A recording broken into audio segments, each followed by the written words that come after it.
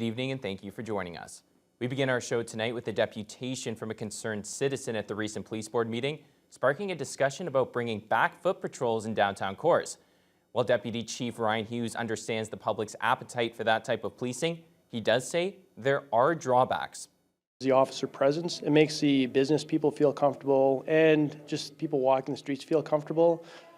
The drawbacks of that is those officers are unavailable in other areas. If they do get a demand call, they'll have to go back to their police car and travel elsewhere in the city.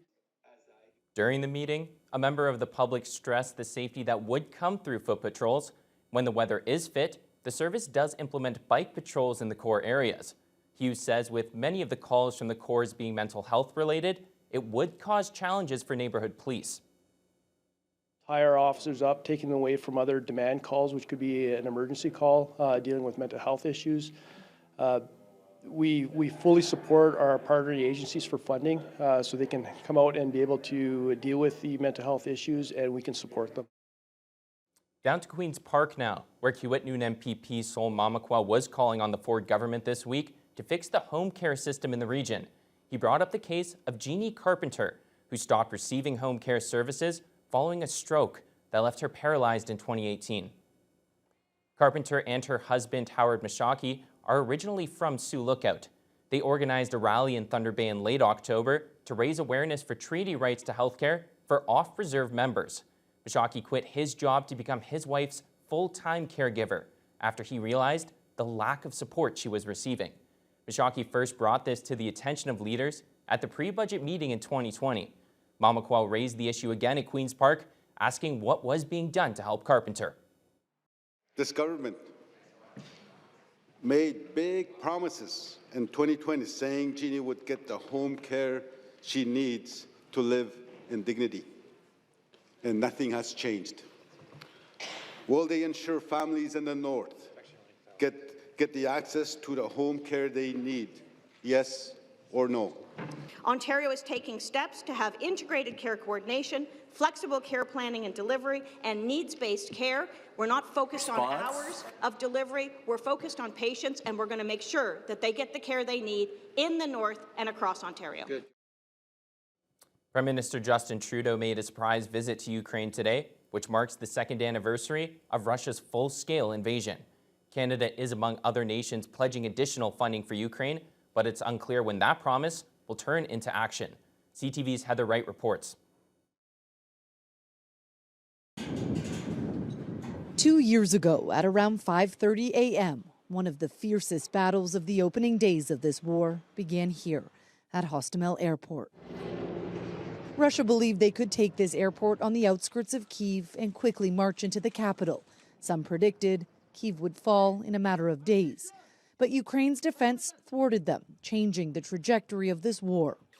It was against that backdrop that Canadian Prime Minister Justin Trudeau began his surprise visit to Kyiv today, joining Ukrainian President Volodymyr Zelensky and leaders from Italy, Belgium, and the European Commission. Your fight is our fight. They held a moment of silence on the tarmac, and Zelensky handed out medals to Ukrainian soldiers, honoring them for acts of bravery. The world saw that any evil can be defeated, and Russian evil is no exception. But as that fight drags on, supplies are running short.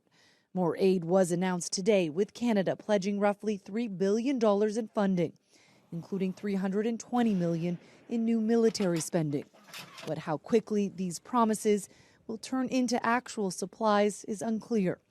Ukraine is still waiting on delivery of Canadian drones and NASAMS, a surface-to-air missile defense system Canada purchased from the United States that still has no delivery date. We will always be very quick to send whatever we can as quickly as we can. These delays are not unique to Canada. It's a challenge many other allies are struggling with. But how quickly supplies can get into the hands of soldiers can often mean the difference between life and death, between holding a city or losing it. Of course, we all understand that the military support that we receive sometimes comes later than needed. But we also have to be very grateful to our partners that we are not abandoned. Most of the money announced by Canada today will come in the form of loans to help keep the Ukrainian economy afloat as it enters its third year of war. Heather Wright, CTV News, Kyiv. With the rise of measles in other countries, a handful of cases discovered in Canada has caused serious concern amongst healthcare officials. CTV's Jeremy Sharon has more. Getting the shot is the simple solution, experts say. It's a completely preventable infection, right? The vaccine, 2 doses of the vaccine, is over 97% effective. Canada's Public Health Agency says there have been 6 cases of measles in the country already this year, and a recent decrease in immunization uptake is causing concern. Recent stats show nearly 92% of 2-year-olds have received at least 1 dose, but only 79% of 7-year-olds have both shots. The vaccines are usually given at 12 months and then between 4 and 6 years. This is probably the most transmissible infection on the planet. It is very readily transmitted through the air, and it has a knack for finding unvaccinated or under-vaccinated individuals. There's morbidity and mortality associated with this, and again, it's all preventable. Some doctors believe continued pandemic-related vaccine hesitancy may be part of the problem. When we look at the 2 vaccines, it's extremely different, and I think there was some hesitancy that developed over the course of the pandemic because of the lack of trust. And I think now we're at a stage where we have to regain that trust. Canada's health agency is raising concerns about the spring travel season amid a global increase in cases. This infectious disease expert warns since the 2nd dose for the measles vaccine was only added in 1996 in Canada. There are people out there in Canada who think they're fully vaccinated, who want to be fully vaccinated, but who might not be fully vaccinated. And it's especially important for those individuals to check their vaccine cards. Canada's chief public health officer says if you're not sure whether you've had measles before or don't have vaccine records, getting an extra dose in case won't do any harm. Jeremy Sharon, CTV News, Ottawa. We'll bring things back to Thunder Bay, where the organizers of the 2023 Empty Bowls Caring Hearts fundraiser presented some big checks this week to the recipients of the annual event. The 24th annual fundraiser collected over $32,000 to be split evenly between the Shelter House and the Thunder Bay Food Bank. The checks were handed out Thursday to Shelter House board member Kathleen Eaton and Food Bank Chair Allison Hill. The popular event ran in October at the Moose Hall, with people buying a bowl of soup in a handmade ceramic bowl created by local potters. The Food Bank has partnered with the Empty Bowls campaign for 24 years, and Hill says the funds will help fill their shelves. We get a lot of food donated from the community, but every time we're open, we need to purchase food, and in particular, fresh food. So these empty shelves that you see behind me, we will be buying fresh produce, milk, eggs, etc., that will be given out to members in the community who need it. And it's the funds from places like Empty Bowls that allow us to do that.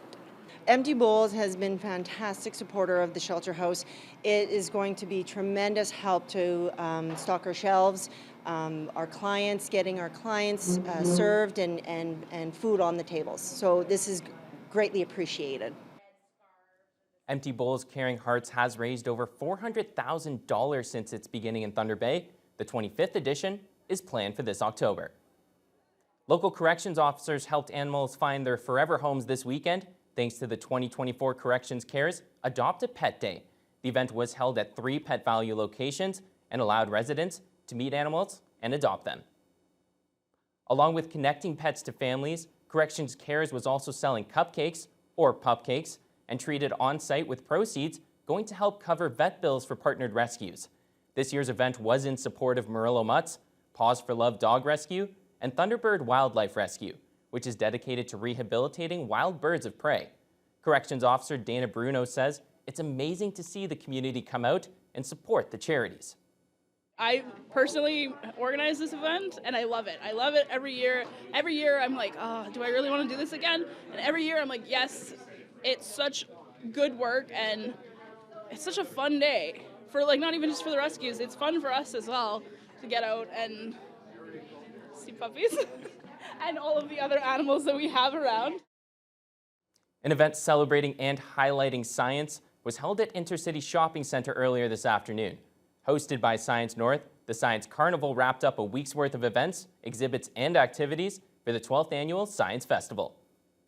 Featuring over 30 exhibitors displaying hands-on presentations, the carnival provided families the opportunity to participate in science, innovation, technology, and Indigenous-based knowledge events.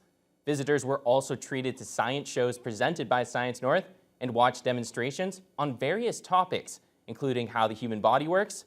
There was a little something for everyone, and we asked attendees what their favorite exhibits were.